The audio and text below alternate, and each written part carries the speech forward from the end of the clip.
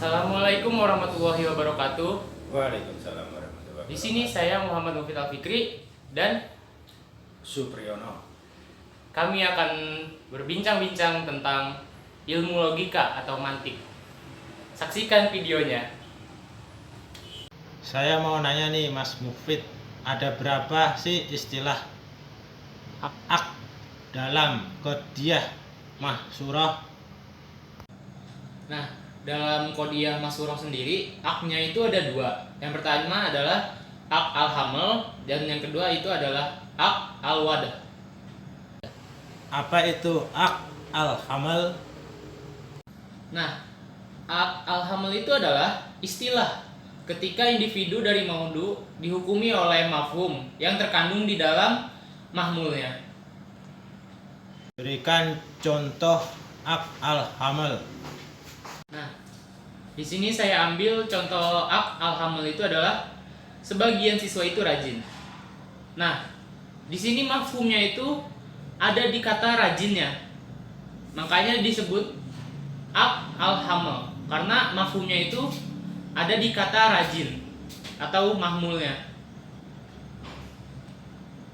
Apa itu ak al-awad? Nah, kalau al-wad itu adalah ketika individu dari maudunya itu dihukumi oleh mafhum. Nah, mafhumnya itu mafhum dari maudunya sendiri. Berikan contoh ak al-awad. Kalau buat contoh al-wadnya itu, jadi saya ngambilnya itu setiap khamar itu memabukkan. Nah, jadi mafhumnya itu ada di individunya atau maudunya, yaitu khamar.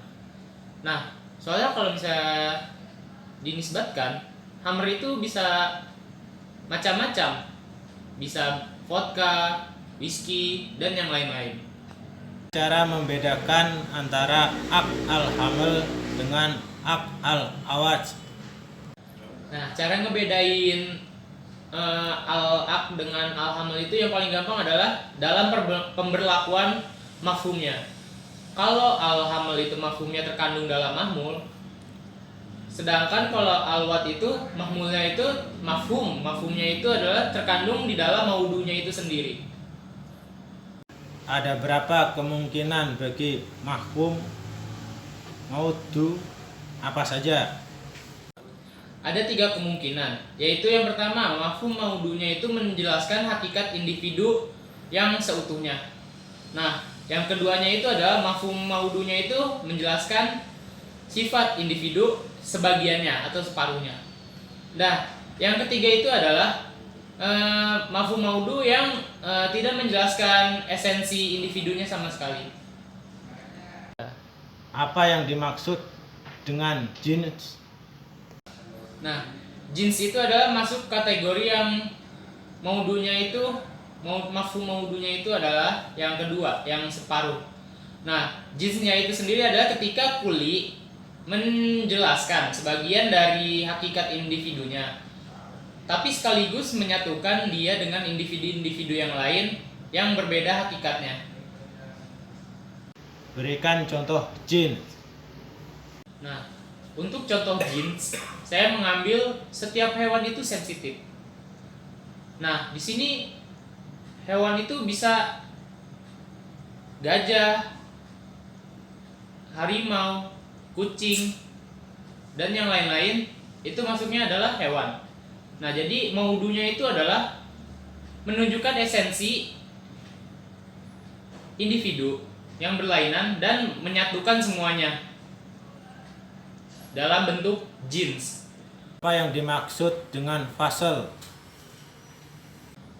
Nah, kalau fasal sendiri itu adalah ketika lafaz kulinya itu menjelaskan separuh dari hakikat individunya, tapi sekaligus juga membedakan dia dengan individu-individu yang lain. Berikan contoh fasal. Nah, untuk contoh fasal sendiri, saya mengambilnya itu adalah setiap yang berpikir itu adalah manusia. Nah, dalam contoh ini kita memberlakukan mafhum dari kata manusia, bukan dari kata berpikir. Nah, Jadi kata berpikirnya itu dalam hal ini menjadi fase karena dia itu menjelaskan separuh dari esensi individunya sekaligus membedakan dia dari individu-individu lain yang tercakup dalam kata hewan sebagai jenis yang menaunginya. Apa yang dimaksud dengan khosas? Ya. Nah, kalau khosas itu adalah ketika aksiden yang menyertai mafhum maudunya itu menjadi kekhususan. Berikan contoh khosas. Oke, untuk contoh khosas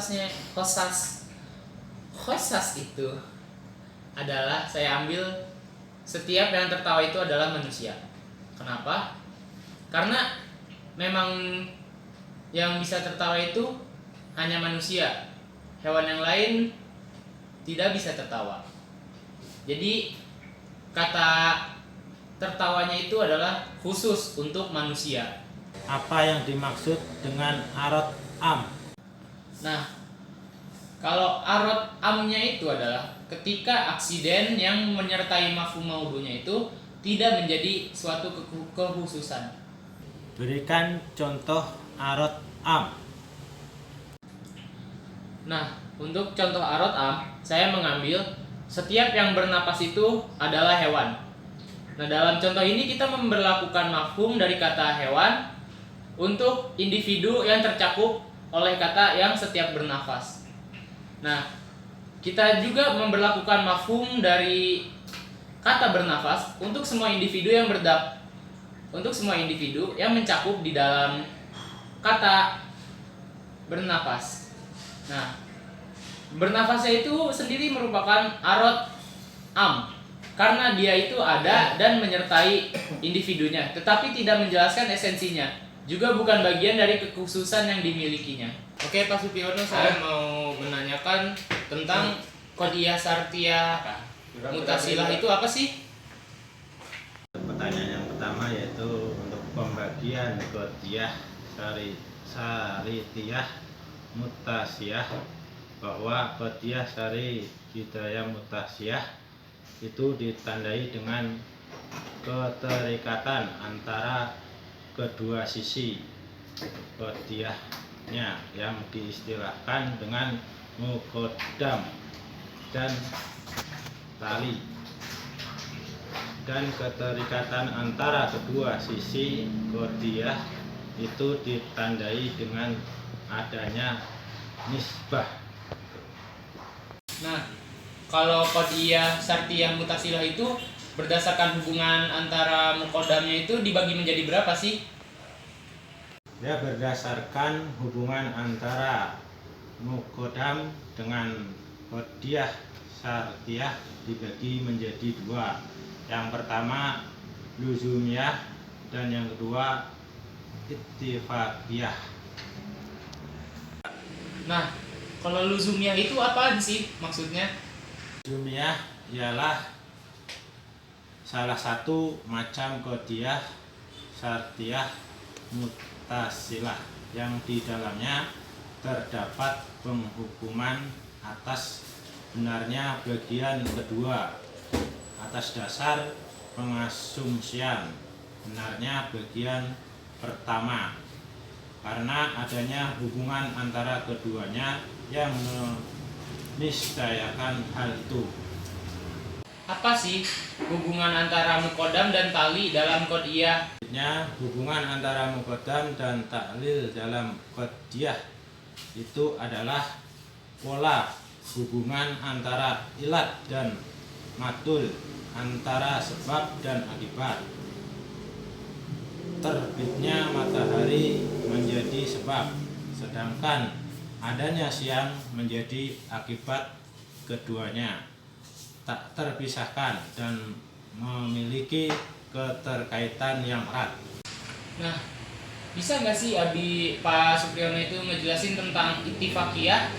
Ittifaqiyah adalah bisa diartikan sebagai salah satu macam Qadiyah Syartiyah Mutasilah yang di dalamnya terkandung penghukuman antara benarnya bagian kedua atas dasar pengasumsian benarnya bagian pertama. Tetapi pembenaran tersebut bukan disebabkan karena adanya hubungan antara keduanya, melainkan karena adanya faktor kebetulan bahwa keduanya itu sama-sama benar. Mengapa sih qadhiyah ini tuh dikatakan jujur dan benar? Dan berikan contohnya. Karena kebenaran bagian kedua didasarkan pada kebenaran bagian pertama. Contohnya, apabila manusia itu ditimpa sakit, demam, maka panas badannya pun akan meningkat. Gimana sih cara mengetahui benar atau tidaknya suatu qadhiyah, syartiyah, mutasilah itu? Yang pertama, jika syartiyah mutasilah itu masuk kategori luzumiyah, maka kebenarannya ditandai dengan benarnya bagian kedua atas dasar kebenaran bagian pertama dengan disertai adanya hubungan antara keduanya. Sedangkan ketika kebenarannya ditandai ima dengan tidak benarnya bagian kedua atas dasar bagian yang pertama, atau ditandai dengan tidak adanya hubungan antara kebenaran bagian pertama dengan kebenaran bagian kedua. Yang kedua, jika syartiyah mutasilah itu masuk kategori ittifaqiyah, maka kebenarannya bisa ditandai dengan terwujudnya hukum yang diberlakukan di alam nyata dan tidak ada hubungannya antara keduanya. Contoh kalimatnya, jika kuda itu meringkik, maka manusia itu berpikir. Kalau maniatul jamin itu apa ya? Maniatul jamin adalah qadhiyah syartiyah munfatilah yang kedua. Sisinya saling bertentangan sehingga tidak mungkin terhimpun ketika dua-duanya jujur. Tolong kasih contoh dong, contoh maniatul jamin itu kayak gimana? Contohnya, sesuatu itu bisa jadi dia itu putih, bisa jadi dia itu hitam. Apakah mungkin hitam dan putih itu bisa saling menghimpun? Tidak bisa, kalaupun terhimpun dan menyatu. Hitam tidak menjadi hitam dan putih juga tidak menjadi putih. Dan yang terbentuk adalah warna lain, bukan hitam dan juga bukan putih. Karena hitam dan putih tidak mungkin berhimpun. Kalau qadhiyah itu apa? Qadhiyah adalah jumlah qabariyah yang mengandung kebenaran dan kesalahan dan bisa diketahui benar tidaknya dengan penelitian atau eksperimen. Tolong kasih contoh dong, qadhiyah itu yang kayak gimana?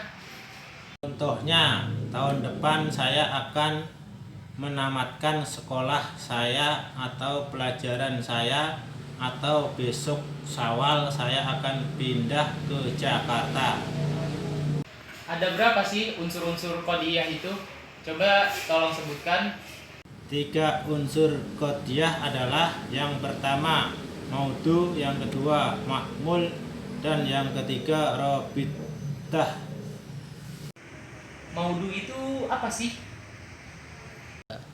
Maudhu adalah segala sesuatu atau riwayat yang disandarkan pada Nabi Muhammad SAW, baik perbuatan, perkataan maupun takrir, secara dibuat-buat atau disengaja, dan sifatnya mengada-ngada atau berbohong.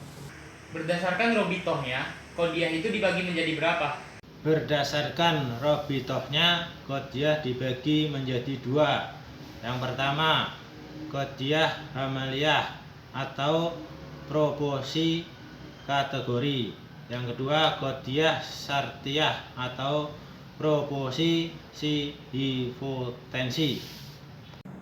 Oke, sekian dari kami, video kami semoga bermanfaat. Apabila ada kesalahan atau kekurangan silahkan kalian komen. Insya Allah nanti bisa menjadi pelajaran buat kami ke depannya. Terima kasih buat yang sudah nonton. Wassalamualaikum warahmatullahi wabarakatuh.